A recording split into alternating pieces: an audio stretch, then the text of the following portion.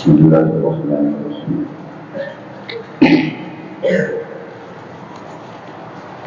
سورہ صف سے تلاوت کی گئی 28ویں پارے کی سورۃ الصف۔ ابتدائی آیات میں اللہ تعالیٰ نے جہاد کی اہمیت کا تذکرہ فرمایا ہے۔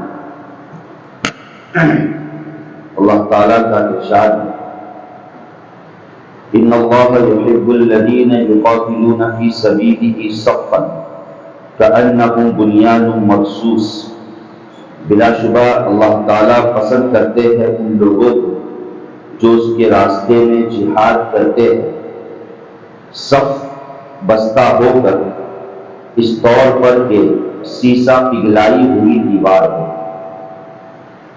اس آیت کا پس منظر اس طور پر ہے کہ جب صحابہ کرام مدینہ منورہ میں ہجرت کر کے چلے گئے تو مدینے میں ان کے دل میں یہ خیال پیدا ہوا کہ ہمیں یہ پتہ چل جاتا کہ اللہ کے نزدیک سب سے محبوب عمل کون سا ہے، سب سے پسندیدہ عمل کون سا ہے، تاکہ ہم اس پر عمل کریں۔ لہذا اللہ تعالیٰ نے ان آیات کو نازل کر کے بتلایا کہ اللہ کے نزدیک سب سے افضل عمل اس موقع کے لحاظ سے اور اس وقت کے لحاظ سے جہاد کا ہے۔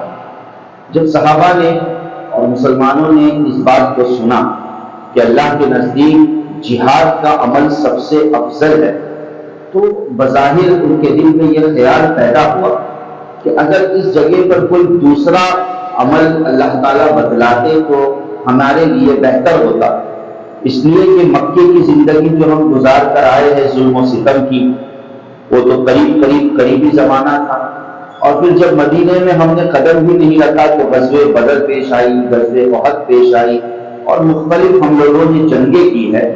تو جنگ سے ہٹ کر اور جہاد سے ہٹ کر ایسا کوئی مخصوص عمل اللہ کی طرف سے اگر آ جاتا تو ہم اس پر عمل کرتے۔ اللہ تعالیٰ نے سورۃ الصف کی ان ابتدائی آیات میں مسلمانوں کی تنبیہ کرتے ہوئے فرمایا کہ کبر مقتا عند اللہ ان تقولوا ما لا تفعلون لم تقولون ما لا تفعلون، کہ پہلے تو چاہت ظاہر کرتے ہو اس بات کی کہ افضل عمل کون سا ہے اور بہتر عمل کون سا ہے، اور جب اللہ تعالیٰ بتلاتے ہیں کہ بہتر عمل یہ فلانا ہے یعنی جہاد ہے، تو اب تم اس جہاد کو پسند نہیں کرتے ہو تو تم کہتے کیوں ہو ان باتوں کو جس کو کرنا نہیں چاہتے ہو۔ اللہ تعالیٰ نے اس طریقے سے ابتداء مسلمانوں کی اور اس وقت کے اعتبار سے صحابہ کرام کی تنبیہ فرمائی۔ دیکھیے یہ آیت بڑی غور طلب آیت ہے، ہمیں اس پہ غور کرنا چاہیے۔ اللہ کے نزدیک جو سب سے افضل عمل ہے اللہ جو بتلائے سو وہی عمل افضل ہوتا ہے، چونکہ اس وقت کی سچویشن کے اعتبار سے اور صورتحال کے اعتبار سے جہاد یہ افضل تھا۔ جہاد کیا تھا؟ افضل تھا۔ اس معنی کر افضل تھا کہ وہ اسلام کے غلبے کا موقع تھا اور ابتداء اسلام ابھر رہا تھا اور اس کے مقابلے میں کفر اور باطل ٹکر لینے کی کوشش کر رہا تھا، تو ایسے موقع پر جہاد کو افضل قرار دیا گیا کہ نہیں جہاد کرو، تاکہ اس جہاد جیسے فریضے کو پر عمل کر کے اسلام کو غلبہ حاصل ہو، اسلام کو فوقیت حاصل ہو۔ اور یہ ہر زمانے کی بات ہے۔ ہاں جس موقع پر ظاہر ہے کہ اب اسلامی ماحول ہے، اسلامی فضا ہے، اسلامی حکومت ہے اور دشمنوں کا بظاہر کوئی ڈر اور خوف نہیں ہے، ان کی سازشوں کا کوئی معاملہ نہیں ہے، تو ایسے موقع پر مسلمان عبادت کی طرف اپنے آپ کو مشغول رکھ سکتے ہیں، دیگر اعمال کو اختیار کر سکتے ہیں، کرنا چاہیے۔ لیکن جہاد ظاہر ہے کہ موقع بموقع اللہ تعالیٰ زمانے کے اعتبار سے اس کی اہمیت کو واضح کرنا چاہتے ہیں۔ آج کا جو زمانہ ہے ظاہر ہے یہ آج کا زمانہ یہ دور نبوی اور نزول قرآن کے زمانے سے کچھ ہٹ کر بھی نہیں، اس لیے کہ نبی صلی اللہ علیہ وسلم اور صحابہ کا ابتدائی جو زمانہ تھا وہ اسلام کے غلبے کا تھا اور اسلام سے ٹکر لینے کی کوشش کی جا رہی ہے، اور آج بھی یہی حال ہے۔ بلکہ بہت زیادہ بدتر حال ہے کہ کس طریقے سے مسلمانوں کو ختم کیا جائے اور مسلمانوں کے تعلق سے سازشیں کی جائے. یہ نت نئے انداز سے پروپیگنڈے پوری دنیا کے اعتبار سے کیے جا رہے ہیں.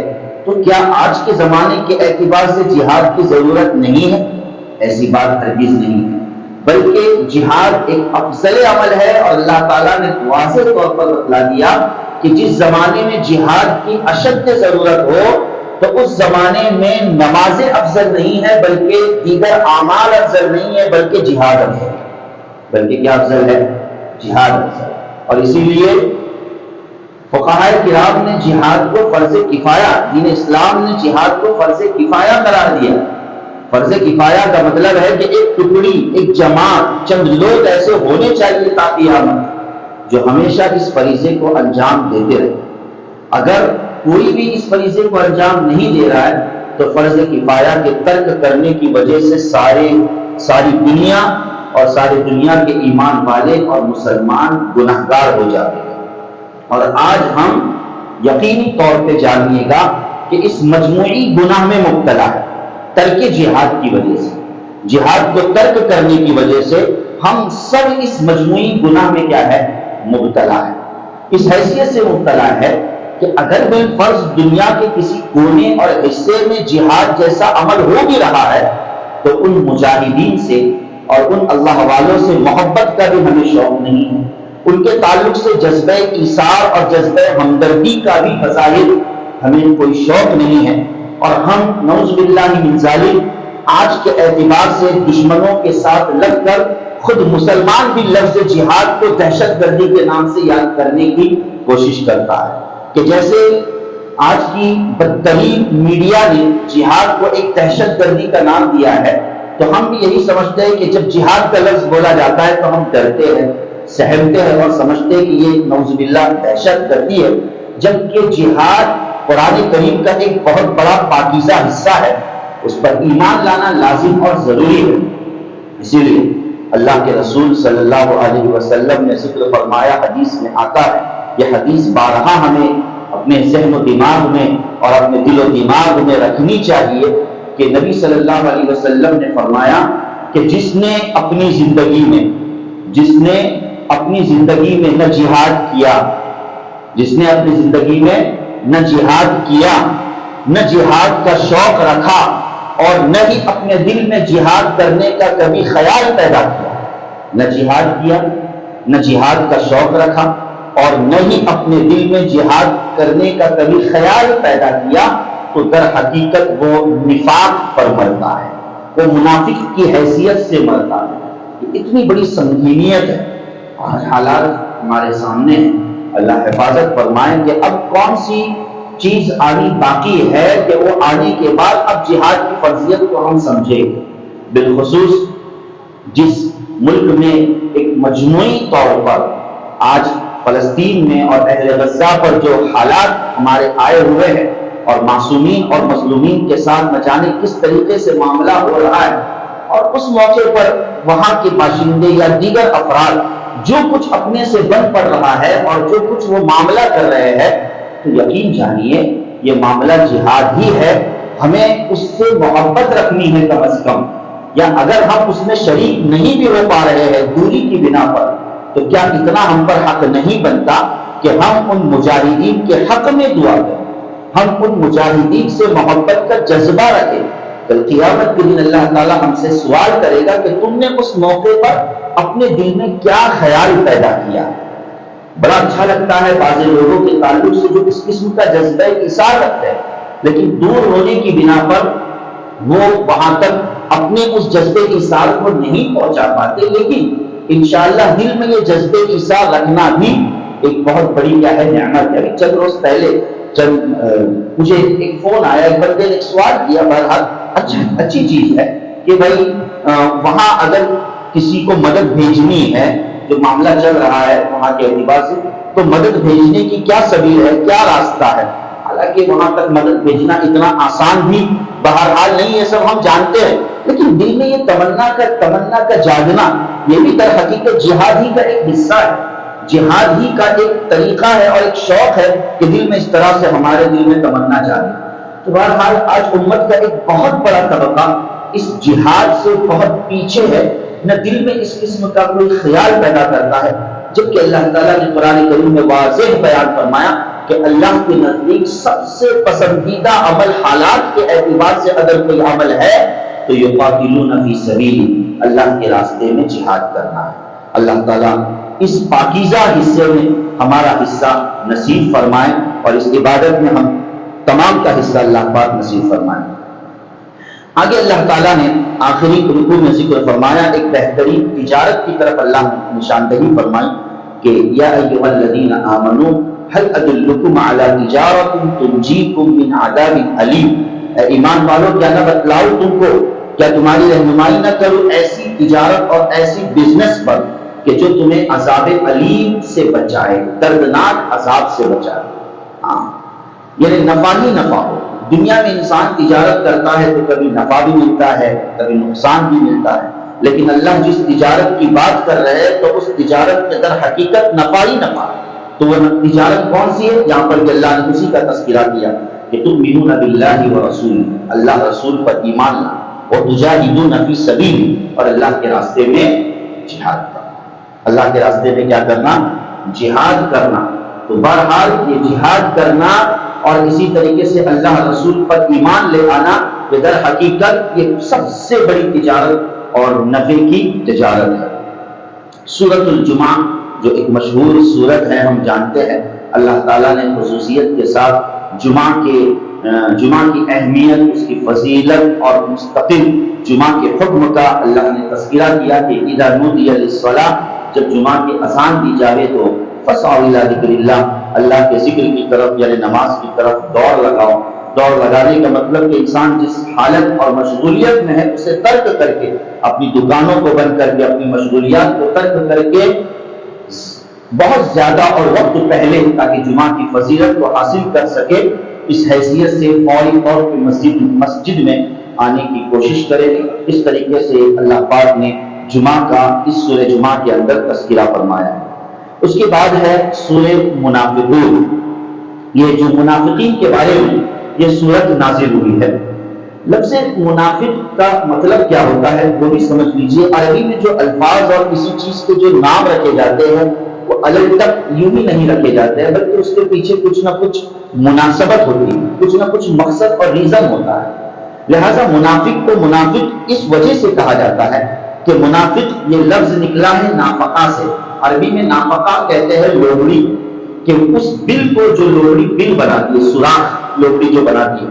لومڑی بڑی چالاک ہوتی ہے کہ وہ کبھی ایک سوراخ نہیں بناتی ہے، بلکہ انٹری اور ایگزٹ کے اعتبار سے دو سوراخ بناتی ہے، ایک سوراخ داخل ہونے کے لیے اور ایک سوراخ سرنگ سے نکلنے کے لیے، جو بڑا چھپا ہوا سوراخ ہوتا ہے۔ اب اگر کوئی شکاری شکار کرنے کے لیے اس کا پیچھا کرتا ہے تو لومڑی اس سوراخ میں داخل ہو جاتی ہے، اور شکاری یہ سمجھتا ہے کہ لومڑی اس سوراخ میں موجود ہے، جبکہ لومڑی باہر سے دوسرے راستے سے نکل چکی ہوتی ہے۔ بظاہر یہ ایک لومڑی کی ایک مکاری ہے، اور عام طور ہم جانتے ہیں کہ جانوروں کے اعتبار سے بھی کچھ نہ کچھ مخصوص خصلتیں ہوتی ہے، تو یہ لومڑی ایک ایسا جانور ہے کہ اس میں بظاہر چالاکی اور مکاری کوٹ کے بھری ہوتی ہے۔ لہذا منافق کو بھی یہی نام دیا گیا ہے کہ منافق کو منافق اس وجہ سے کہتے ہیں کہ وہ ظاہر میں کچھ ہوتا ہے اور باطن میں کچھ ہوتا ہے۔ ظاہر کا سوراخ تو دین اسلام کا نظر آتا ہے، اسلام کا لباس پہن لیتا ہے کہ ہاں میں مسلمان ہوں، میں ایمان والا ہوں، حتیٰ کہ نمازیں بھی پڑھتا ہے، تکبیر تحریمہ کی بھی اور تکبیر اولیٰ کی بھی پابندی کر لیتا ہے۔ زمانے نبوی میں ایسا نہیں تھا کہ جو منافقین تھے وہ نماز کو نہیں آیا کرتے، وہ تو بالکل صف اول میں کھڑا رہا کرتے تھے، وہ تو بالکل تکبیر تحریمہ اور تکبیر اولیٰ کی پابندی کیا کرتے تھے، بڑے بڑے اعمال کیا کرتے تھے، لیکن پھر بھی منافق تھے، ایمان والے نہیں تھے، اس لیے کہ وہ اپنا ظاہر دکھاتے تھے، جبکہ اندرون میں کفر اور شرک اور کہہ لیجیے کہ منافقت اور مکاری کوٹ کے ان کے اندر بھری ہوئی تھی، تو اس وجہ سے انہیں منافق کہا جاتا ہے۔ اور ان منافقین میں جس وقت اللہ کے رسول صلی اللہ علیہ وسلم ہجرت کر کے مدینہ منورہ میں تشریف لے گئے، تو آپ کی تشریف لے جانے سے پہلے منافقوں کا جو سردار تھا عبداللہ بن عبید یہ منافقوں کا سردار تھا، جو آپ کا بہت بڑا سخت دشمن تھا۔ اللہ تعالیٰ نے 10वें पारे में भी उसका तस्करा किया है बारहा। तो ये जो मुनाफिक था उस वक्त जबकि आप सल्लल्लाहु अलैहि वसल्लम मदीने में आए नहीं थे और इस्लाम अब तक मदीने में पहुंचा नहीं था, तो अब्दुल्ला बिन उबय को लोग पहले ही से सरदार माना करते थे जिस वक्त इस्लाम नहीं आया, और करीब था कि उसकी ताजपोशी होने वाली थी, यानी तमाम लोग उसको सेलेक्ट करके उसके सर पे ताज रखने वाले थे और उसको अपना कौम का सरदार बनाने वाले थे। अल्लाह का करना ऐसा हुआ कि नबी सल्लल्लाहु अलैहि वसल्लम की बैसत हुई, आपको नबी बनाया गया, और उसके बाद फिर अल्लाह के रसूल सल्लल्लाहु अलैहि वसल्लम ने इस्लाम को मदीने में पहुंचाया और मदीने में आपने हिजरत की और तमाम मदीने वालों ने अल्लाह के रसूल सल्लल्लाहु अलैहि वसल्लम को अपनी जात पर तरजीह दे दी। ये मामला अब्दुल्ला बिन उबय से देखा नहीं गया, वो हसद की आग में जल उठा कि मैं बादशाह बनने वाला था और मुझे पोज मिलने वाली थी, लेकिन ये क्या नबी सल्लल्लाहु अलैहि वसल्लम आ गए और लोगों ने अब मुझे छोड़ दिया पूछना। तो ये हसद की आग थी जिस आग ने उसको मुनाफिक बना दिया, और फिर उसी का अल्लाह ताला ने इस सूरत के इब्तिदाई आयात में और उस किस्म के मुनाफिकीन का इब्तिदाई आयात में तज़किरा किया है कि उस अब्दुल्ला बिन उबय ने खामोशी के साथ अपना एक गिरोह बनाना शुरू कर दिया, चंद लोगों के जहन को खराब करना क्या कर दिया, खामोशी से शुरू कर दिया, और इस हैसियत से मदीने मुनव्वरा में मुनाफिकीन की एक जमात बन गई जो असल देखा जाए तो उनको दीन से कोई सरोकार नहीं था।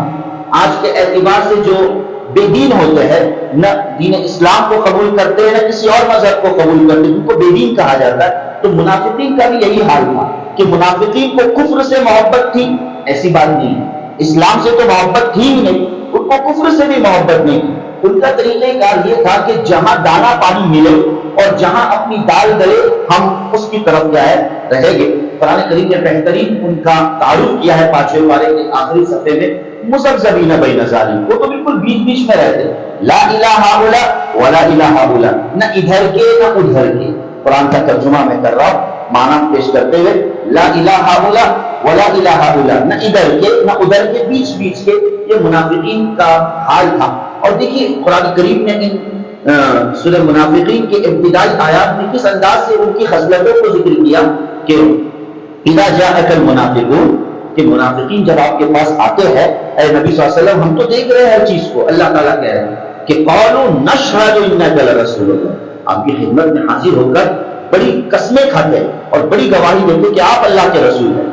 जैसे आज हम कसमें खाने के लिए चमड़ी खींचते बोलते अल्लाह की कसम मैंने किया या नहीं किया, इस किस्म की कसमों का इजहार कर झूठा इंसान सबसे ज्यादा कसमें खाता है। तो क़ालू नशहदु इन्नका लरसूलुल्लाह वल्लाहु यअलमु इन्नका लरसूल, अल्लाह जानता है कि आप रसूल हैं, और वल्लाहु यशहदु इन्नल मुनाफिकीन लकादिबून, जिसके बारे में झूठा होने में अल्लाह गवाही दे तो क्या शक किया जा सकता है।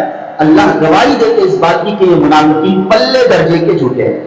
और फिर क्या है, ऐ नबी सल्लल्लाहु अलैहि वसल्लम उनकी हालत को देखोगे, व इज़ा रअयतहुम तुअजिबुका अजसामुहुम, कि जब तुम उनकी शक्ल सूरत को देखोगे तो उनकी शक्ल सूरत देखकर तुम खुद मुतासिर हो जाओगे। अब्दुल्ला बिन उबय एक ऐसा शख्स था मुनाफिकीन का सरदार जिसे अल्लाह ताला ने बड़ी खूबसूरती अता की। अब्दुल्ला बिन उबय को अल्लाह ताला ने बड़ी खूबसूरती अता की थी और बड़ी सेहत से अल्लाह ताला ने नवाजा। उसके चेहरे को ही देखकर लोग मरगूब हो जाते हैं। बाद लोगों के चेहरे ऐसे होते हैं जिसे देखकर लोग मुतासिर हो जाते हैं, तो उसके चेहरे को देखकर ही लोग मरगूब हो जाते हैं।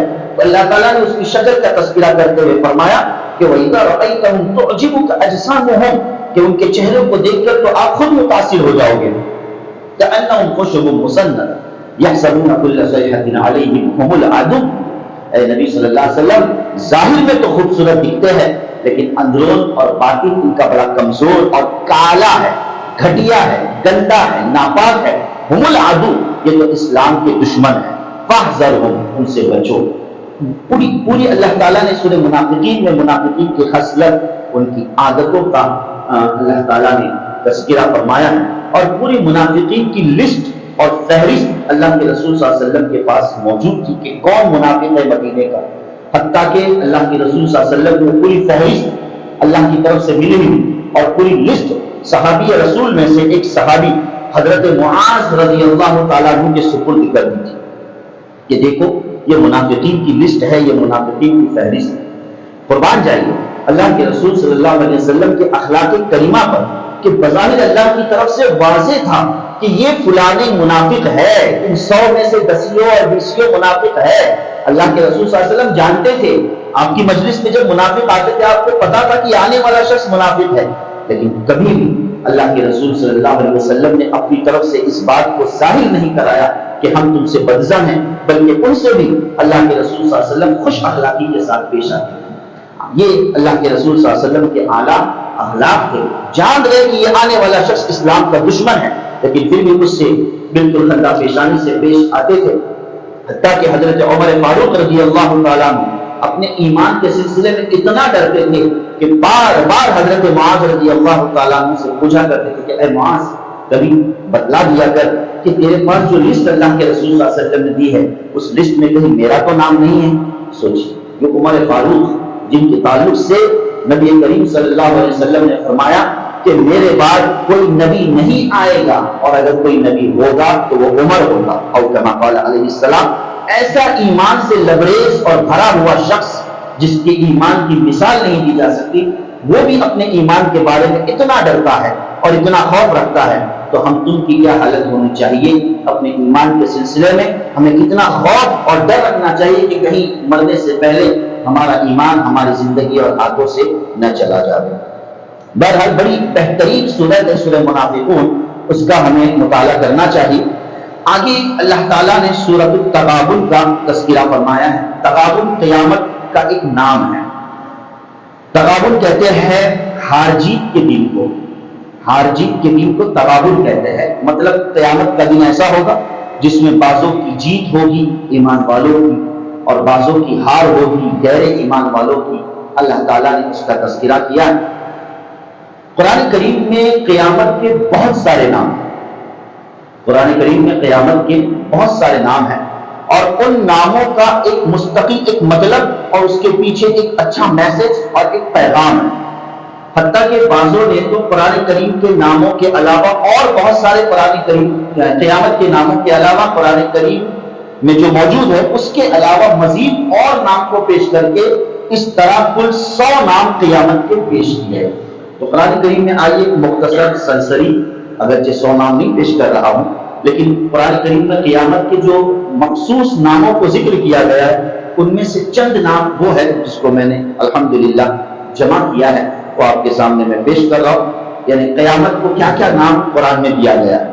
نمبر 1 یوم الجمع، یوم التغابن، یوم الدین، یوم الحساب، یوم الحشر، یوم القیامہ۔ سب سے بڑا نام قیامت کا لفظ قیامہ، یوم القیامہ، یوم الواقعہ، یوم الحسرہ، یوم الندامہ، یوم المحاسبہ، یوم القاریہ، یوم الراجفہ، یوم الرادفہ، یوم الطلاق، تاسے یوم الطلاق، یوم الفراق، یوم التناد، یوم العذاب، یوم الفراق، یوم الحق، یوم الفصل، یوم الآزفہ، یوم البعث، یوم الخروج، یوم مشہود، یوم عظیم، یوم عقیم، یوم عسیر، عین سے دشواری کا دن، یوم محیط، یوم الغاشیہ، یوم الحاقہ، یوم الانشقاق، یوم الانفطار، یوم المساق۔ یہ چند نام ہیں، اس کے علاوہ قرآن کریم میں قیامت کے اور نام ہیں۔ اب موقع نہیں ہے کہ ہر نام کا میں کوئی مطلب پیش کروں، ظاہر ہے کہ ہر مطلب اپنے اندر ایک بہت بڑی ہولناکیت اور قیامت کی بھونچال کا اور اس کی سنگینیت کا معنی رکھتا ہے، اسے جاننا چاہیے، اور قیامت سے پہلے قیامت کی ہمیں اللہ تعالیٰ تیاری کی توفیق نصیب فرماوے۔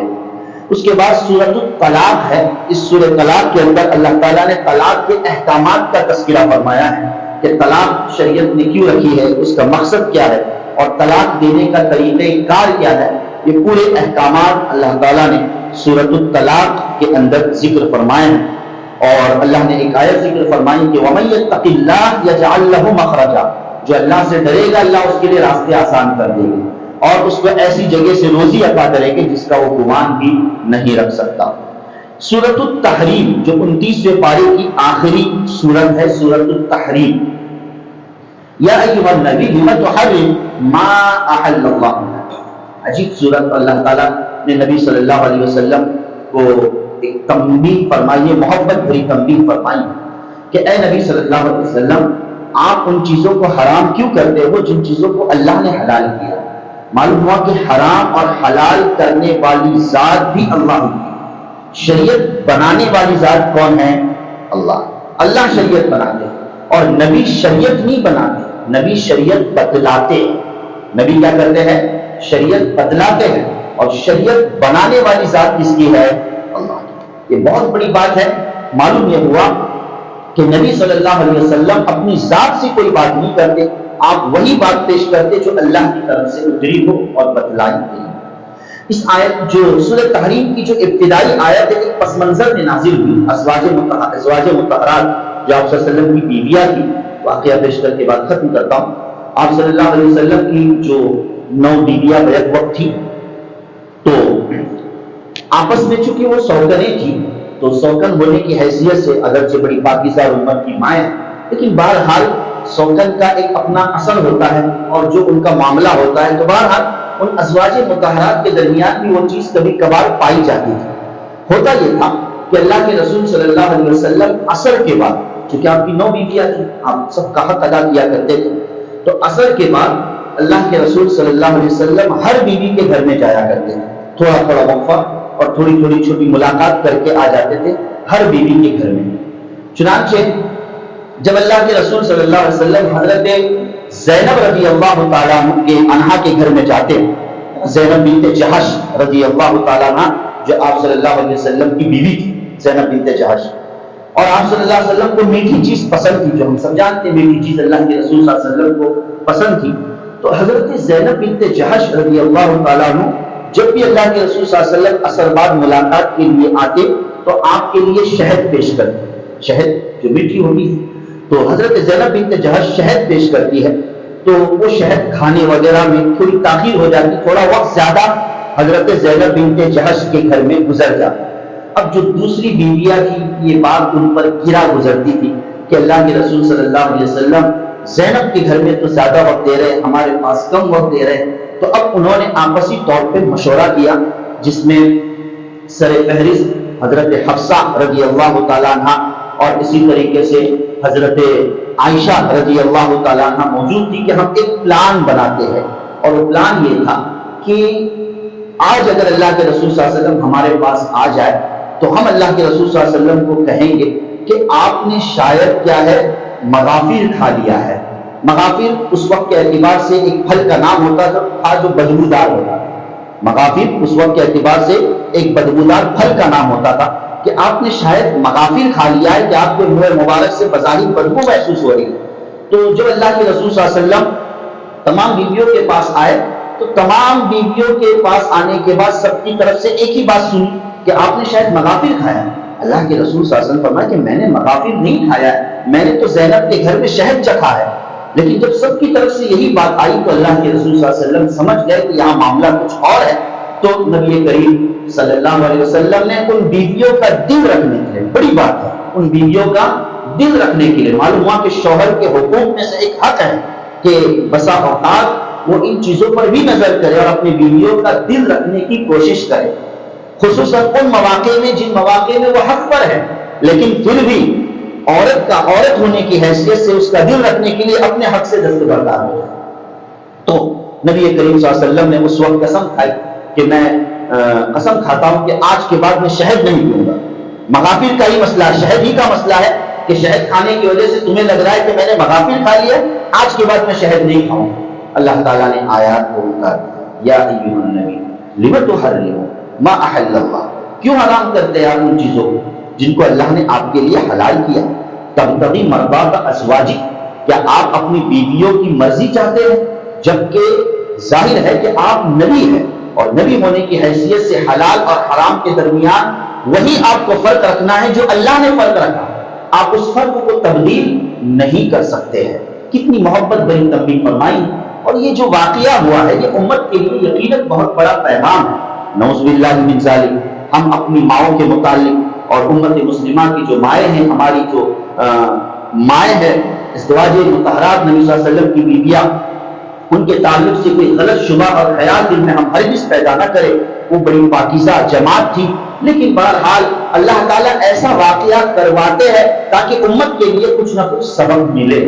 اب دیکھیے یہ واقعہ آپ صلی اللہ علیہ وسلم کے زمانے میں ہوا، اللہ تعالیٰ کو ہر چیز کا علم پہلے سے۔ قرآن کریم کو اللہ نے کب تیار کیا؟ قرآن کریم کو اللہ تعالیٰ نے، ظاہر بات ہے کہ اللہ ہی بہتر جانتے ہیں کہ قرآن کریم کی آیات اور مضامین کو اللہ نے کب متعین فرمایا۔ اللہ کو پہلے ہی سے پتا ہے کہ دنیا میں کیا ہونے والا ہے، تا قیامت کون سے واقعات ہو، ہر چیز کو اللہ تعالیٰ جاننے والے ہیں۔ تو بہرحال یہ ایک بہت پیارا واقعہ ہے جو سورۃ تحریم میں اللہ پاک نے ذکر فرمایا ہے۔ اللہ پاک قرآن کریم کو صحیح طور پر سمجھنے کی سعادت نصیب فرمائے، آمین یا رب العالمین۔ وآخر دعوانا الحمدللہ۔